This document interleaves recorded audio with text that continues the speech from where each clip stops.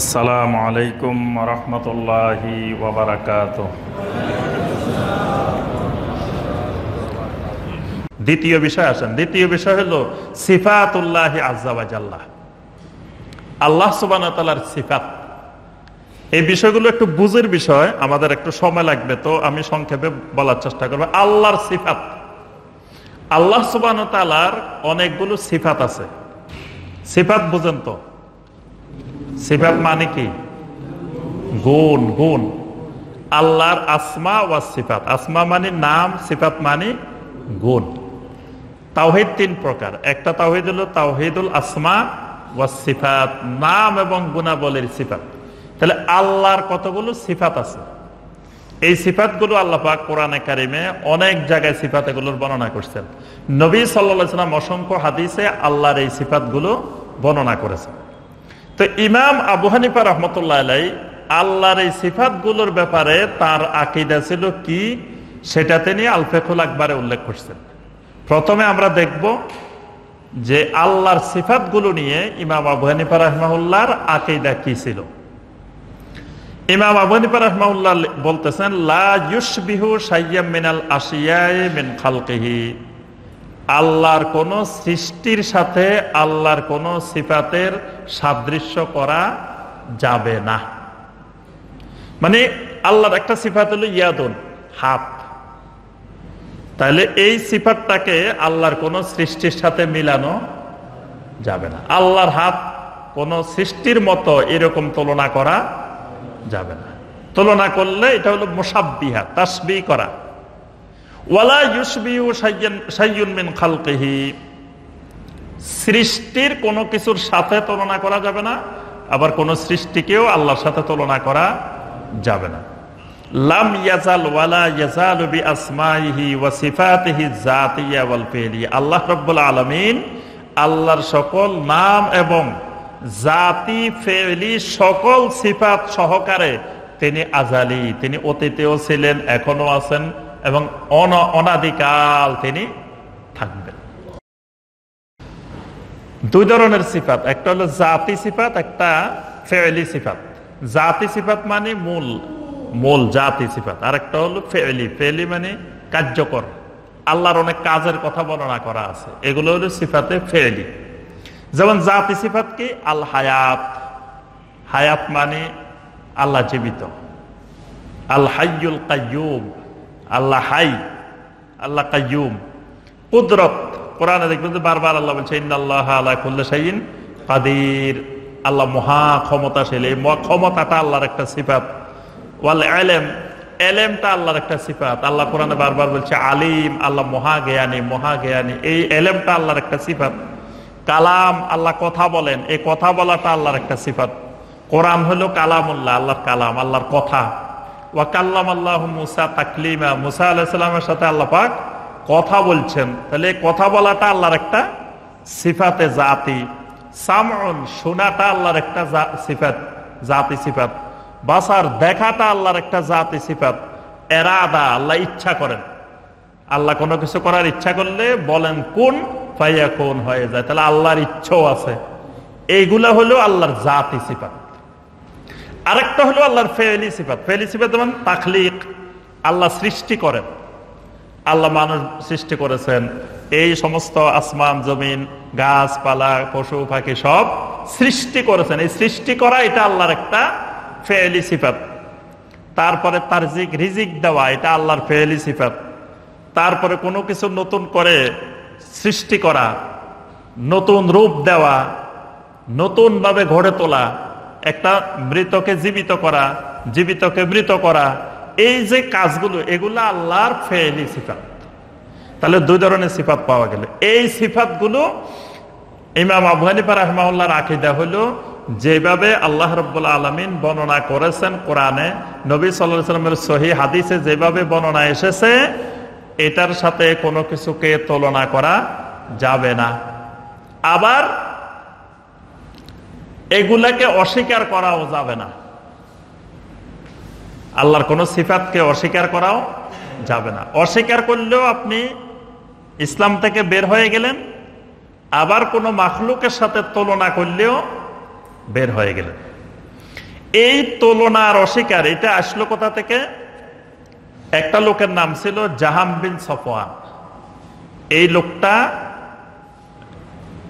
আল্লাহর সিফাতকে ব্যাখ্যা দেওয়া শুরু করছে, মানে আল্লাহর সিফাতকে অস্বীকার করেছে।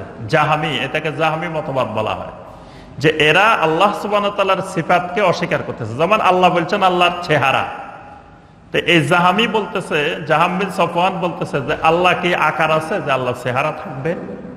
তো তাহলে চেহারা মানে কি? চেহারা মানে আল্লাহর সত্তা, আল্লাহর চেহারা, আল্লাহর শক্তি, আল্লাহর ক্ষমতা। আচ্ছা, আল্লাহ হাতের কথা বলছেন, ইয়াদুন বলছেন, ইয়াদুন মানে হাত। আল্লাহর কি হাত আছে? তাহলে হাত মানে কি? হাত মানে কুদরত, আল্লাহর ক্ষমতা, আল্লাহর শক্তি।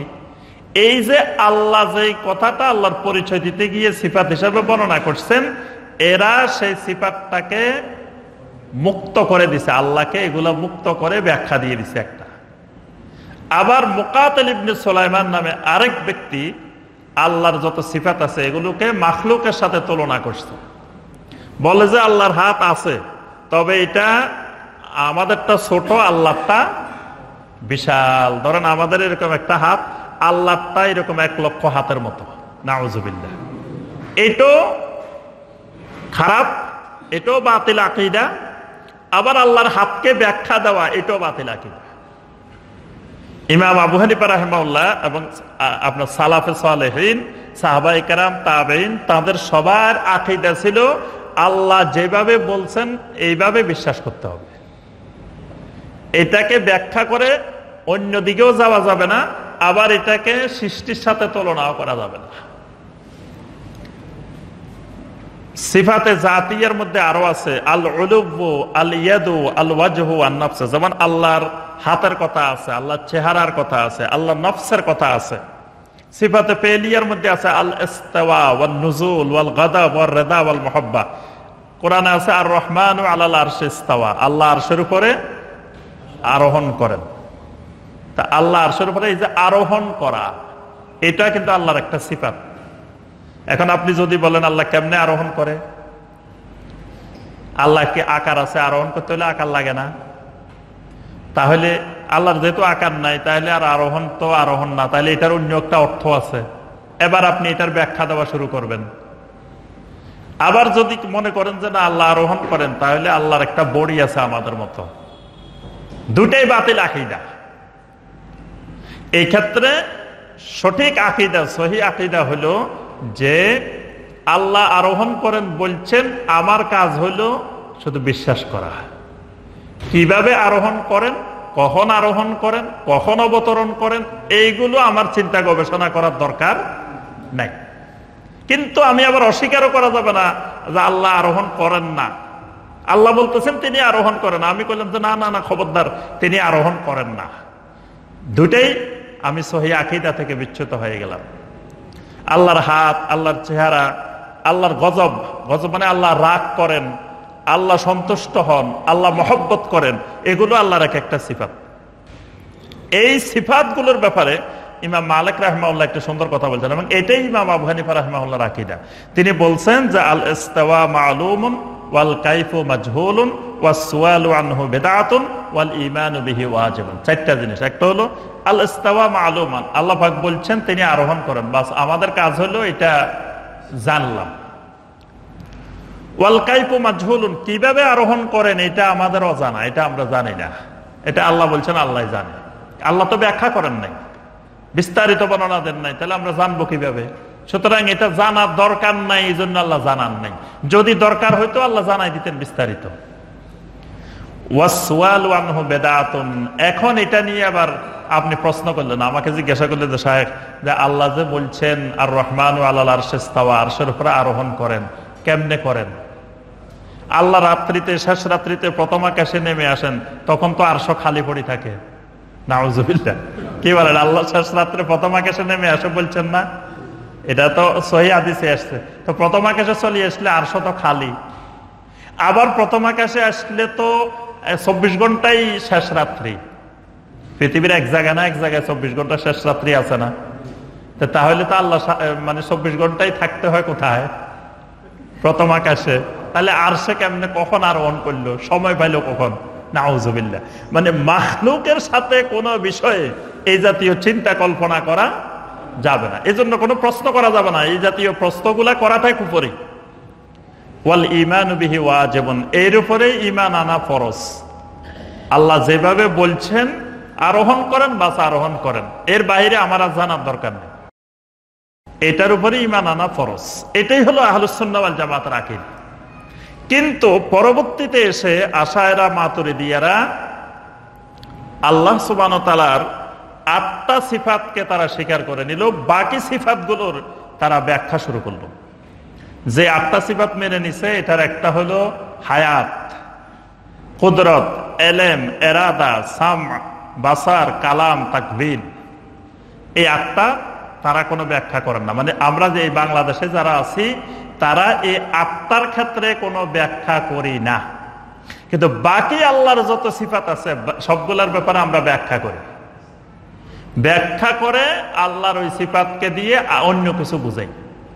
এই জন্য জাহাম বিন সফওয়ান এই ব্যাখ্যার জন্যই সে এই মতবাদ আবিষ্কার করছে যে আল্লাহ নিরাকার। এটা জাহাম বিন সফওয়ানের আবিষ্কার, কিন্তু বাংলাদেশের দেখবেন অধিকাংশ মুসলিম বিশ্বাস করে যে আল্লাহ নিরাকার, আল্লাহ সর্বত্র বিরাজমান, এটা বিশ্বাস করে। এই দুইটাই ইমাম আবু হানিফা রাহমাহুল্লাহর আকীদার পরিপন্থী। তার আকীদার সাথে এই জায়গায় আকীদার কোনো মিল নাই। আরেকটা হলো এই বিভ্রান্তের কারণ হলো যে আকলের চাইতে নকলকে প্রাধান্য দেওয়া। এটা হলো আহলুস সুন্নাহ ওয়াল জামাতের আকীদা। মানে নকল হলো কোরআন হাদিস আর আকল হলো বিবেক। তো বিবেক আর কোরআন হাদিস যদি না মিলে, কোরআন হাদিসের কোনো একটা জিনিস মিলতেছে না, তা আপনি কি কোরআন হাদিসেরটা মানবেন না আকলেরটা মানবেন?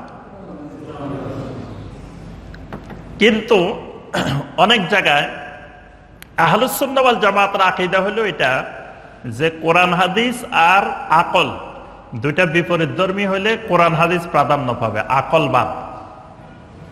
কিন্তু এই গোমরাহির মূল কারণ হলো কেউ কেউ মনে করতেছে না, কোরআন হাদিসের সাথে যদি আকল প্রতিদ্বন্দ্বী হয় তাহলে আমাকে অগ্রাধিকার দিতে হবে আকলকে। এই আকলকে অগ্রাধিকার দিতে গিয়ে এই বিভ্রান্তির শিকারে পরিণত হয়েছে যে আকলকে যুক্তি দিয়ে, যুক্তিবিদ্যা দিয়ে, লজিক দিয়ে, বিবেক দিয়ে যখন কোরআন আর সুন্নাহকে তুলনা করা হয়, মাপা হয়, কিয়াস করা হয়, বোঝার চেষ্টা করা হয়, তখন এই গুমরাহি। সালাফি আকীদার বৈশিষ্ট্য হলো, আহলুস সুন্নাহ ওয়াল জামাতের আকীদার বৈশিষ্ট্য হলো যে আকলের চাইতে নকল প্রাধান্য পাবে। নকল মানে কোরআন হাদিস, কোরআন আর হাদিস প্রাধান্য পাবে। আকলে আমার বুঝে আসুক আর নাই আসুক। কিন্তু অনেকের কথা হলো না, কোরআন হাদিসকে যদি স্বাভাবিকভাবে বোঝা না যায় তা আকল দিয়ে বুঝতে হবে। আকল দিয়ে বুঝতে যায় তখন কোরআন এবং সুন্নাহর অপব্যাখ্যা হয়। এই জন্য মুতাজিলারা গোমরাহ হয়েছে, আকল দিয়ে বুঝতে যায়। এই আশায়েরা মাতুরিদিয়া আল্লাহর সিফাতের ক্ষেত্রে গোমরাহির দিকে গেছে আকলকে অগ্রাধিকার দেওয়ার কারণে। আজকেও নতুন নতুন অনেক ফিতনার আবিষ্কার হয়েছে। তারা কোরআন বোঝার জন্য আকলকে প্রাধান্য দেয়, বিবেককে প্রাধান্য দেয়। এই আকলকে প্রাধান্য দিতে গিয়ে যুগে যুগে অসংখ্য মানুষ গোমরাহ হয়েছে, বিভ্রান্ত হয়েছে। এই আকীদার ক্ষেত্রে ইমাম আবু হানিফা রাহিমাহুল্লাহর সাথে 2 নম্বর আমাদের মৌলিক পার্থক্য আল্লাহর সিফাত কেন্দ্রিক। ইমাম আবু হানিফা রাহিমাহুল্লাহ আল্লাহর সিফাতের কোনো ব্যাখ্যা বিশ্লেষণ করেন নাই, এবং তিনি বলছেন এটাকে কোনো সৃষ্টির সাথে তুলনাও করা যাবে না, আবার এটাকে অস্বীকারও করা যাবে না। আল্লাহ পাক যেভাবে বলছেন সেভাবে ঈমান আনতে হবে। কিন্তু আমরা এখান থেকে সরে আমরা আল্লাহর অসংখ্য সিফাতকে ব্যাখ্যা করি। 3 নম্বর পার্থক্য। 3 নম্বর হলো ইমাম আবু হানিফা রাহিমাহুল্লাহ বলতেছেন ওয়ালাহু ইয়াদুন, আল্লাহর হাত আছে। কার কথা? জি, ইমাম আবু হানিফা রাহিমাহুল্লাহর কথা। আল ফিকহুল আকবরের মধ্যে এই কথাটা আছে। ওয়া ওয়াজহুন, আল্লাহর চেহারা আছে, মুখমণ্ডল আছে। ওয়া নাফসুন, আল্লাহর নফস আছে। ফামা যাকারাহুল্লাহু তাআলা ফিল কোরআন, যেমনি ভাবে আল্লাহ পাক কোরআনে কারীমের মধ্যে এই কথাগুলো বলেছেন, মিন যিকরিল ওয়াজহি ওয়াল ইয়াদি ওয়ান নাফসি, আল্লাহ পাক চেহারার কথা বলছেন, হাতের কথা বলছেন, নফসের কথা বলছেন। ফাহুয়া লাহু সিফাতুন বিলা কাইফিন, এগুলো আল্লাহর সিফাত, তবে এগুলোর কোন ধরন আল্লাহ পাক বর্ণনা করেন নাই। ওয়ালা ইউকাল ইন্না ইয়াদাহু কুদরাতুহু আও নি'মাতুহু, খবরদার এই কথা বলা যাবে না হাত মানে আল্লাহর কুদরত, আল্লাহর নিয়ামত, এই কথা বলা যাবে না। লিআন্না ফীহি ইবতাল সিফা, এটা বলা মানে আল্লাহর সিফাতকে বাতিল করে দেওয়া, আল্লাহর সিফাতকে অস্বীকার করা। কিন্তু এখন আমরা বলি যে না, আল্লাহর হাত নাই, আল্লাহর চেহারা নাই, আল্লাহর নফস নাই। অনেকে বলে যে খবরদার এগুলো বললে শিরক হবে। আল্লাহর আবার হাত থাকে কেমনে, আল্লাহর চেহারা থাকে কেমনে, আল্লাহর মুখমণ্ডল, এগুলো খবরদার বলা যাবে না। এই কথা বলে মূলত প্রকারান্তরে তিনি নিজেই আল্লাহর কোরআনকে অস্বীকার করলেন, আল্লাহর সিফাতকে অস্বীকার করলেন। কিন্তু কেউ বললে উনি মনে করতেছে যে সেই মনে হয় ইসলাম থেকে বাইরে গেছে, কারণ তার কাছে নতুন মনে হচ্ছে। সে আজীবন শুনে আসছে যে আল্লাহ নিরাকার, আল্লাহর কিচ্ছু নাই, এখন কয় আল্লাহর হাত আছে, মুখ আছে, চেহারা আছে। তার কাছে তো এটা নতুন, সে মনে করতেছে এটা নতুন ফিতনা। নাউযুবিল্লাহ। এটাই ইমাম আবু হানিফা রাহিমাহুল্লাহর আকীদা, তার বইতে লেখা আছে। এটা ইমাম আবু হানিফা রাহিমাহুল্লাহর এই বইটা বর্তমানে বাংলায় আছে, আল ফিকহুল আকবার, ডক্টর আনম আব্দুল্লাহ জাহাঙ্গীর রাহিমাহুল্লাহ, তিনি এটার অনুবাদ করেছেন। এটা সব জায়গায় পাওয়া যায়, আপনি দেখেন ওইটা পড়ে, ওখানে ইমাম আবু হানিফা রাহিমাহুল্লাহ কি বলছেন, আকার আছে কি নাই, বা এগুলোর প্রতি ঈমান আনতে হবে কিভাবে। এই 3 নম্বর এই মৌলিক পার্থক্য।